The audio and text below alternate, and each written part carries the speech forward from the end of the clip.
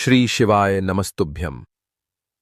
हर हर महादेव जय। प्रेमानंद महाराज की भक्तों, सावन के महीने में शिवलिंग से यह गुप्त चीज उठाकर ले आना, आपकी सभी मनोकामनाएं पूरी होंगी। इतना पैसा आएगा कि गिनते गिनते थक जाओगे। भगवान भोलेनाथ जी के आशीर्वाद से अपने जीवन में बहुत उन्नति करोगे भक्तों। हमारे हिंदू धर्म में सावन के महीने का बहुत अधिक महत्व होता है। सावन का महीना हिंदू पंचांग का 5वां महीना होता है। यह महीना भगवान शिव को समर्पित होता है। इस महीने में शिव भक्त भगवान शिव की विधि विधान से पूजा अर्चना करते हैं और सावन के महीने के सोमवार का महत्व और भी अधिक होता है। इस माह में शिव की पूजा अर्चना करने से सभी मनोकामनाएं पूरी हो जाती हैं। धार्मिक मान्यताओं के अनुसार सावन के महीने में भगवान शिव और माता पार्वती की विधि विधान से पूजा करने भक्त की मनोकामना पूरी होती है। इसके साथ ही सावन के सोमवार व्रत रखने से भोलेनाथ की विशेष कृपा प्राप्त होती है। दोस्तों, इस बार 11 जुलाई से सावन की शुरुआत होगी और 9 अगस्त को समाप्त होगा। इस सावन में 4 सोमवारी व्रत होगा। पहला सोमवारी व्रत 14 जुलाई को है, दूसरा 21, तीसरा 28 जुलाई और चौथा सोमवारी 14 जुलाई को है। 14 जुलाई को है व्रत 4 अगस्त को है। कहा जाता है इस सावन के महीने में किसी भी व्यक्ति ने भगवान भोलेनाथ की थोड़ी सी भी पूजा साधना क्रिया कर ली तो उस व्यक्ति के जीवन की सभी मनोकामनाएं पूर्ण हो जाती हैं। उस व्यक्ति के जीवन के हर कष्ट खत्म हो जाते हैं और उस व्यक्ति के जीवन में धन आना शुरू हो जाता है। भक्तों, वीडियो आगे शुरू करें, लेकिन उससे पहले अगर आप भी चाहते हैं कि लक्ष्मी माता का आशीर्वाद आप पर बना रहे तो इस वीडियो को एक लाइक करें और आपके अपने चैनल सब्सक्राइब कर लें और कमेंट बॉक्स में जय भोलेनाथ जरूर लिखें। दोस्तों, आज की इस वीडियो में हम आपको बताएंगे कि सावन के दिनों में आपको भगवान भोलेनाथ के मंदिर जाकर के क्या क्या भगवान भोलेनाथ को अर्पित करना और वहां से वापस क्या लेकर के आना है ताकि आपके घर की गरीबी, दरिद्रता, परेशानी, कष्ट, दिक्कतें हमेशा के लिए खत्म हो जाए। दूसरी तरफ आपके घर पर सुख, समृद्धि, यश, वैभव, ऐश्वर्य की आपको प्राप्ति हो। ध्यान रखिएगा दोस्तों, सावन का माह का इंतजार हर व्यक्ति इसीलिए करता है ताकि उसको भगवान भोलेनाथ का आशीर्वाद मिल सके। कहा गया है कि देवों के देव भगवान भोलेनाथ अगर किसी भी व्यक्ति को आशीर्वाद दे दें तो उस व्यक्ति का साक्षात्कार भी आकर कुछ नहीं बिगाड़ पाता है। इसीलिए आज की इस वीडियो में हम आपको बताएंगे कि कैसे आप सावन के दिन, जो बहुत ही पावन दिन है, इस दिन भगवान भोलेनाथ को प्रसन्न कर सकते हैं। कैसे आपको भगवान भोलेनाथ का आशीर्वाद प्राप्त हो सकता है और कैसे सावन के दिनों में शिवलिंग की आपको पूजा करनी है, वह भी खास उपाय करते हुए कैसे आपको शिवलिंग पर क्या क्या चढ़ाना है और क्या क्या वहां से लेकर अपने घर पर वापस लेकर आना है ताकि आपके घर पर अन्न और धन का भंडार कभी भी कम ना हो। देखिए दोस्तों, आपके जीवन में कितनी ही बड़ी परेशानी हो, कितनी ही बड़ी दिक्कत क्यों ना हो, मान लीजिए आपके जीवन में धन की समस्या है, मान लीजिए आप नौकरी की प्राप्ति के लिए बहुत ही ज्यादा परेशान हो चुके हैं, आपके शत्रुओं ने आपको घेर लिया है, संतान की प्राप्ति आपको हो नहीं पा रही है, तो एक बात का ध्यान रखिएगा दोस्तों, सावन का पावन दिन एक ऐसे दिन होते हैं जिस दिन कोई भी व्यक्ति अगर थोड़े से उपाय कर लेता है, भगवान भोलेनाथ की साक्षात पूजा कर लेता है, तो उस व्यक्ति की कितनी ही बड़ी मनोकामना हो, कितनी ही बड़ा कष्ट हो, वह खत्म हो जाता है और उसकी मनोकामना पूर्ण हो जाती है। दोस्तों, मान लीजिए आपके ऊपर कोई दोष लगा हुआ है, जैसे वास्तु दोष, शनि दोष, प्राकृति दोष या कोई भी दोष लगा हुआ है, तो आपको सावन सोमवार के दिन थोड़ी सी पूजा करनी है और आपका दोष खत्म हो जाएगा। आपके जीवन से सभी परेशानियां चली जाएंगी और आपके जीवन में जो धन आना बंद हो गया था उसका आगमन वापस शुरू हो जाएगा। मान के चलिए आपके जीवन में कभी भी कोई परेशानी नहीं रहेगी।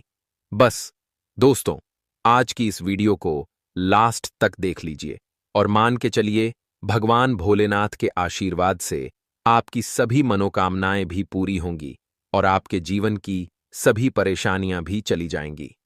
देखिए, एक बात कही गई है कि जब भी हम भगवान भोलेनाथ की पूजा करते हैं, हमें धैर्य रखना चाहिए, विश्वास रखना चाहिए और श्रद्धा के साथ भगवान भोलेनाथ की पूजा करनी चाहिए, क्योंकि भगवान भोलेनाथ बहुत ही भोले हैं। वह किसी भी व्यक्ति की थोड़ी सी ही पूजा से, साधना से तुरंत ही प्रसन्न हो जाते हैं। इसीलिए दोस्तों, सावन सोमवार के दिन कुछ ऐसी चीजें हैं जो आपको अवश्य पता होनी चाहिए, क्योंकि सावन सोमवार के दिन अगर आप भगवान भोलेनाथ के सामने पूजा करने जा रहे हैं, तो मान के चलिए दोस्तों, आपने अगर कोई गलती कर दी तो भगवान भोलेनाथ आपसे क्रोधित हो जाएंगे और आपने सही तरीके से पूजा की होगी तो साक्षात आपको भगवान भोलेनाथ उसी दिन आशीर्वाद दे देंगे और उस दिन के बाद आपके जीवन में कभी कोई परेशानी नहीं आएगी। आपको हमें एक एक चीज बताने जा रहे हैं, इसलिए इस वीडियो को लास्ट तक देखिएगा। सबसे पहले आपको भगवान भोलेनाथ के मंदिर जाना होगा। यह जितने भी उपाय आपको बताए जाएंगे, यह मंदिर के उपाय होंगे। देखिए, होता क्या है कि कई लोग हमसे पूछते हैं कि गुरुजी, हमारे घर पर शिवलिंग है, क्या हम घर पर पूजा नहीं कर सकते हैं? तो इसका उत्तर है नहीं दोस्तों, आपको मंदिर जाना पड़ेगा, क्योंकि मंदिर का जो शिवलिंग होता है और जो घर का शिवलिंग होता है, इसमें बहुत ज्यादा फर्क होता है। जो मंदिर का शिवलिंग होता है दोस्तों, इसकी जो एनर्जी होती है वह आपके घर के शिवलिंग से करोड़ों गुना ज्यादा होती है। इसमें ऐसी सकारात्मक ऊर्जा होती है जिसके सामने अगर आप थोड़ी सी पूजा करते हैं तो तुरंत ही उसका फल आपको मिलता है और आपके जीवन की हर परेशानी चली जाती है। तो आपको जितने भी आज उपाय बताए जा रहे हैं, आपके जीवन की परेशानी को खत्म करने के लिए, आपकी मनोकामना पूर्ति के लिए, उस उपाय के लिए तो आपको मंदिर जाना पड़ेगा। और सावन सोमवार का पर्व पड़ रहा है, वह आज दिन सोमवार को पड़ रहा है। तो यह दिन ऐसा है, इस दिन अगर आप मंदिर जाकर के भगवान भोलेनाथ की पूजा आराधना कर रहे हैं, तो मान के चलिए दोस्तों, आपके जीवन में कभी कष्ट आ ही नहीं सकता। पूरे साल आपके घर पर अन्न धन का भंडार बना रहेगा। तो आपको क्या क्या ले जाना है, वह कहीं पर लिख लीजिए, क्योंकि दोस्तों, अगर आपने एक भी गलती कर दी तो आपकी पूजा संपन्न मानी नहीं जाएगी। दोस्तों, सबसे पहली चीज, जो भगवान भोलेनाथ के लिए आपको जल ले जाना है। सावन सोमवार के दिन कई लोग हमसे यह कहते हैं कि गुरुजी, जल जो है वह तो शिवालय में भी मिल जाता है, शिव मंदिर में मिल जाता है।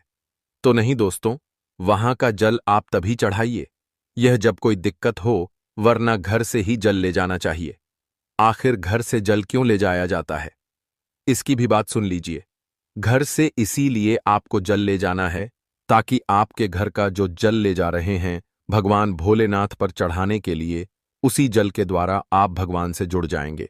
उस जल के द्वारा आप भगवान को अपनी सभी दिक्कतें बता देंगे और उस जल को जैसे ही भगवान भोलेनाथ पर आप चढ़ाएंगे, अपनी समस्याओं को बताते हुए वह समस्या आपकी खत्म हो जाएंगी। इसलिए घर से जल ले जाएगा। आप सबसे जरूरी चीज जो जल ले जा रहे हैं, उसमें 2-4 बूंद गंगा जल जरूर डाल दीजिएगा, क्योंकि गंगा जल डाले बिना आपकी पूजा संपन्न नहीं मानी जाएगी। महाशिवरात्रि के दिन तो आपको जल ले जाना है, उसमें गंगा जल डालकर के दूसरा आपको 3 पत्ते वाला बेलपत्र ले जाना है। दोस्तों, बेलपत्र बहुत ही शुभ होता है। आपने अगर मान लीजिए एक तरफ 1000 कन्याओं को खाना खिलाया है, दूसरी तरफ भगवान भोलेनाथ को बेलपत्र चढ़ाया है, तो यह दोनों बराबर माने जाते हैं, इसलिए बेलपत्र जरूर ले जाएगा। तीसरा, आपको सफेद पुष्प ले जाना है। सफेद पुष्प भगवान भोलेनाथ को चढ़ाए जाते हैं, इसीलिए सफेद पुष्प पर भगवान भोलेनाथ के लिए आपको ले जाना है सावन सोमवार के दिन, ताकि भगवान भोलेनाथ का आशीर्वाद आपको मिल जाए, जिसके बाद आपके जीवन के हर परेशानी खत्म हो जाए। दोस्तों, सफेद चंदन ले जाना अनिवार्य होता है सावन सोमवार के दिन। और ध्यान रखिएगा दोस्तों कि भगवान भोलेनाथ को अगर आप दूध अर्पित करने जा रहे हैं तो एकदम कच्चा दूध होना चाहिए, पका हुआ दूध नहीं होना चाहिए, कच्चा दूध होना चाहिए। अब आपको और क्या क्या ले जाना है, देखिए। अगर आप चाहते हैं कि आपकी हर मनोकामना पूरी हो, तो एक डिब्बा लीजिए, उसमें काली मिर्च भरकर ले जाइए। देखिए, बहुत ध्यान से सुनिए। जितनी आपको बातें बता रहे हैं, एक डिब्बे में काली मिर्च भर के एक लाल कपड़ा लीजिए, उसमें लौंग कपूर, इसको मौली धागे से बांध करके आपको अपनी जेब में रख के ले जाना है। सिर्फ इतनी चीज आपको ले जानी है आज के दिन को। अब आपको पूजा कैसे करनी है, चलिए आपको बताते हैं। बहुत ध्यान से लास्ट तक देखिएगा, और जितनी भी चीज आपको बताई जा रही है, इन चीजों को आपको ले जाना है और शिवालय से वापस लेकर आना है अपने घर पर, ताकि आपको धन की प्राप्ति हो सके, आपकी कोई भी मनोकामना हो वह पूर्ण हो जाए। भक्तों, आप पहले जाएंगे मंदिर। सबसे पहले आपको इस बात का ध्यान रखना है, मंदिर जाने से पहले ही काले या नीले कपड़े का धारण करके मंदिर ना जाएं, वरना भगवान भोलेनाथ का आपको क्रोधित रूप देखना पड़ सकता है। सबसे पहले आपको यह करना है कि पतली धार बनाते हुए जल भगवान भोलेनाथ को अर्पित कर देना। बहुत ध्यान से सुनिएगा भक्तों, पतली धार बनाते हुए भगवान भोलेनाथ को जल आपको अर्पित कर देना है। अब आपको यह करना है दोस्तों कि भगवान भोलेनाथ को चंदन लगाना है। चंदन लगाने के बाद भगवान भोलेनाथ पर 3 पत्ते वाला बेलपत्र रखना है। 3 पत्ते वाला बेलपत्र रखने के बाद आपको भगवान भोलेनाथ पर सफेद पुष्प अर्पित कर देना है। सिर्फ इतना आपको करना है। दूध अगर आप चढ़ाना चाहते हैं तो दूध भी आप चढ़ा सकते हैं। इतना बस आपको करना है। इतना करने के बाद आपको वहां पर खड़े होकर 108 बार, बहुत ध्यान से सुनिएगा, 108 बार आपको ओम नमः शिवाय का जाप करना है। या तो आप 108 बार कर लीजिए या 108 बार कर लीजिए। यह 3 ऐसी चीज है जो आपको करनी है। इतना करना है। अब आपको क्या करना है, एक डिब्बा जो काली मिर्च का आप ले गए हैं, उस काली मिर्च के डिब्बे को आपको शिवालय के जो गिरता हुआ शिवधारा है, जो शिवलिंग से वहां पर पानी गिर रहा है, उसी शिवहरि के पानी से आपको छुआना है और अपनी जेब में वापस रख लेना है। यह जो लाल पोटली आप ले गए हैं बंद करके लन की, इसको भी छुआना है, वापस रख लेना है। अब आपको क्या करना है, जिस लौटे में पानी ले गए थे या जिस लौटे में भी आप दूध ले गए थे, उसमें आपको क्या करना है, आपको जो भगवान भोलेनाथ का पानी वहां पर गिर रहा है, भक्तों ध्यान रखिएगा, शिवलिंग की जो पानी नीचे गिर रहा है, उसी पानी का थोड़ा सा पानी अपने लौटे में ले लेना है। ध्यान रखिएगा, जो आपने लौटे में पानी भरकर ले गए हैं, वह पानी वापस बचाना नहीं है, वह तो पूरा आपको भगवान भोलेनाथ को अर्पित कर देना। जो शिवलिंग से पानी गिर रहा है, उस पानी को आपको अपने लौटे में वापस ले लेना है। भक्तों मान लीजिए, आप यह सोच रहे होंगे कि कई लोग वहां पर पानी चढ़ा रहे हैं, तो इस बात की आप चिंता ना करें, क्योंकि भगवान भोलेनाथ के शिवलिंग पर जब भी पानी चढ़ाया जाता है, वह अमृत बन जाता है। कहा जाता है, कई देवी देवता शिवलिंग के पास अदृश्य रूप में खड़े होते हैं, ताकि शिवलिंग से गिर रहा पानी वह धारण कर सके। इतना पवित्र होता है शिवलिंग से गिरता हुआ पानी। तो शिवलिंग से गिरता हुआ पानी को आपको अपने लौटे में ले लेना, सिर्फ थोड़ी सी बूंदें ले लेनी है। अब आपको क्या करना है, आपको घर वापस आना है, जो आपने लौटे में पानी लिया है। भक्तों, इसको घर पर आते ही घर के लोग जो हैं आपके, उनके ऊपर थोड़ा थोड़ा पानी छिड़क देना है। घर के हर कोने में पानी छिड़क देना है। घर के मुख्य द्वार पर पानी छिड़क दें। ना सिर्फ इतना आपको करना है, इतना आपने कर दिया। अब मान लीजिए पूरे साल आपके घर पर नकारात्मक शक्तियां नहीं आ पाएंगी। आपके घर पर कोई काला जादू, काली विद्या करवाने की कोशिश करेगा तो वह आपके घर पर नहीं कर पाएंगे। इससे आपके घर से नकारात्मक शक्तियां चली जाएंगी और सकारात्मक ऊर्जा आ जाएगी। यह जो अब काली मिर्च का भगवान भोलेनाथ जी के शिवलिंग से छुआ कर लाए हैं, इसको पूजा घर में रखें। यह जो काली मिर्च का डब्बा है आपके पास, इसे कभी भी आप किसी शुभ कार्य के लिए निकलें, जैसे मान लीजिए आप बिजनेस मीटिंग के लिए जा रहे हैं, नौकरी की प्राप्ति के लिए जा रहे हैं, काली मिर्च घर के मुख्य द्वार से पहले रख के उसको कुचलते हुए निकालिए। मान के चलिए, आपके काम में जो भी बाधा आने वाली होंगी, वह बाधाएं भगवान भोलेनाथ के आशीर्वाद से अपने आप है हट जाएंगी और आप जिस कार्य के लिए भी जाएंगे उस कार्य में आपको सफलता मिलेगी। दोस्तों, भगवान भोलेनाथ का यहां पर आपको साक्षात आशीर्वाद मिलेगा। सावन सोमवार के दिन और आपके जीवन से हर परेशानी चली जाएगी। सावन सोमवार की रात आप अपनी सभी प्रकार के बुरी अनिष्ट शक्तियों से छुटकारा पा सकते हैं। जो लोग भोलेनाथ माता पार्वती की पूजा करना चाहते हैं वह इस दिन अपने घर पर पारद का शिवलिंग रख लीजिए। अभिमंत्रित होना चाहिए। जो भी शिवलिंग आप रखें अच्छे से उनको मंत्रों द्वारा भी अभिमंत्रित करके रखें। स्फटिक हो, नर्मदेश्वर, शिवलिंग हो, कोई भी रखिए अच्छे से उनको। भोलेनाथ को अपने घर पर ही पूजन कीजिए। एक लोटा जल चढ़ाकर, क्योंकि मंदिरों में बहुत भीड़ भाड़ होती है और सावन सोमवार पर यही भीड़ का नजारा बहुत ही खूबसूरत लगता है। कोने कोने में शिव भक्त हैं। अगर आप मंदिर में नहीं जा सके या ठीक से जल नहीं चढ़ा पाए तो घर में ही शांति से आप पूजन करें। गन्ने का रस हुआ, पंचामृत हुआ, इससे आप इस दिन भोलेनाथ का अभिषेक कीजिए। दूध, दही, घी, शहद, शक्कर, पंचामृत बना करके अभिषेक कीजिए। दोस्तों, फिर भोलेनाथ का श्रृंगार कीजिए। चंदन चढ़ाई, अक्षत चढ़ाई, जनेऊ अर्पित कीजिए। थोड़ा सा चंदन का इत्र, क्योंकि चंदन का इत्र विशेष रूप से शिव शंभू को बहुत प्रिय है, तो वह आप अर्पित कीजिए। उनके पसंदीदा पुष्प चढ़ाए। आंकड़े की माला से उनका श्रृंगार कीजिए। दोस्तों, कनेर के सफेद पुष्प चढ़ाए। कमल हुए, गुलाब हुए, बेल हुए, यह फूल उनको बहुत प्रिय है। यह अर्पित करें और 5 बेलपत्र अवश्य चढ़ाएं।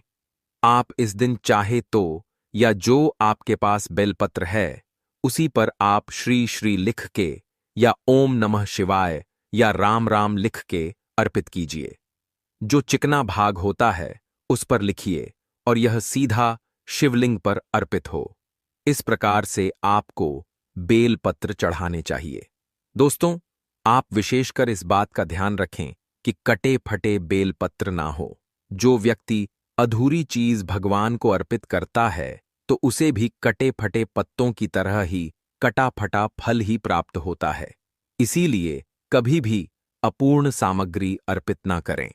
दोस्तों, कहते हैं कि जब भोलेनाथ ने गले में विष धारण किया था तो आदि शक्ति मां के कहने पर देवताओं ने भगवान शिव के सिर पर भांग, धतूरा, बेलपत्र आदि रखा और निरंतर जल अभिषेक किया था, जिसकी वजह से उनके मस्तिष्क का ताप कम हुआ था और उस समय से ही भोलेनाथ को भांग धतूरा चढ़ाया जाता है। और यह बात भोलेनाथ के भक्तों में बहुत कम लोगों को ही पता है कि इसी कारण शिवलिंग पर भांग मांग धतूरा चढ़ाया जाता है। दोस्तों, अगर आपके घर में शिवलिंग है तो आज के दिन आप चाहे तो शिव जी का त्रिशूल हुआ, डमरू हुआ, यह भी आप उनको अर्पित कर सकते हैं। शिव के डमरू की दमदम की ध्वनि मंगल गुरु से संबंधित होती है, क्योंकि चंद्रमा उनके मस्तक पर विराजमान होकर अपनी क्रांति से अनंत आकाश में जटाधारी महामृत्युंजय को प्रसन्न करता है और बुध आदि ग्रह है इसमें संभव से सहायक होते हैं। तो यह आज के दिन डमरू अर्पित करें। भोले बाबा का डमरू आप धारण भी कर सकते हैं। अभिमंत्रित करके आप अपने शरीर पर छोटा सा चांदी का डमरू धारण करें। लेकिन उससे पहले अगर आप भी चाहते हैं कि लक्ष्मी माता का आशीर्वाद आप पर बना रहे तो इस वीडियो को एक लाइक करें और कमेंट बॉक्स में जय लक्ष्मी माता जरूर लिखें। इससे हमें मोटिवेशन मिलता है, जिससे हम आप लोगों के लिए और अच्छे अच्छे वीडियो बना पाते हैं। और साथ ही आप अपनी राशि को कमेंट बॉक्स में जरूर लिख दें, क्योंकि हम राशि से जुड़ा भाग्य भी बताते हैं और भाग्य में चल रही परेशानियों को तत्काल दूर करने के लिए आसान से आसान उपाय भी बताते हैं।